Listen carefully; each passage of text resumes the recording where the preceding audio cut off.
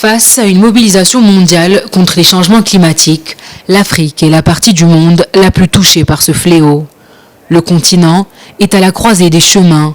Les choix énergétiques faits aujourd'hui pour sa croissance économique détermineront non seulement son développement futur, mais aussi si le réchauffement climatique pourra être limité. En termes de changement climatique, le Burkina Faso est très vulnérable. Pour faire face à tous ces phénomènes, on a développé un certain nombre d'outils et de stratégies pour faire face à ces changements climatiques. Mais malheureusement, la question financière occupe une place très importante dans la mise en œuvre de ces objectifs pour permettre au pays de réduire sa vulnérabilité au changement climatique. The role of Gambia is very clear. Le rôle de la Gambie est très clair. La Gambie et le Maroc se sont tous deux engagés à atteindre 1,5 degré Celsius.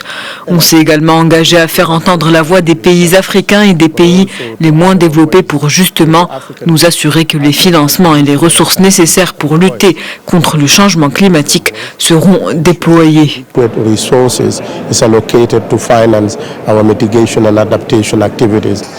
Le continent souhaite agir contre le changement climatique, mais la pauvreté est très élevée.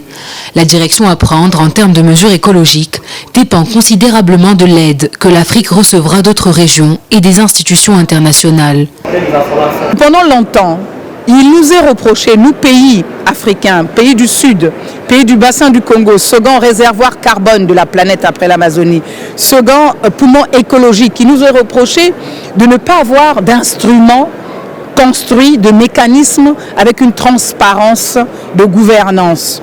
Au travers donc cette étude de préfiguration, tous les bailleurs, tous les partenaires à l'aide financière pourront maintenant nous accompagner aisément parce qu'ils auront là, au travers de ce mécanisme, de ce véhicule du Fonds bleu, avoir un outil de gouvernance de la Commission climat du bassin du Congo.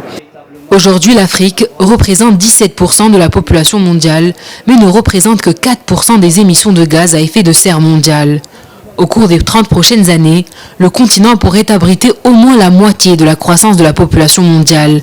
La COP25 se doit alors d'apporter des réponses aux préjudices subis par les pays africains.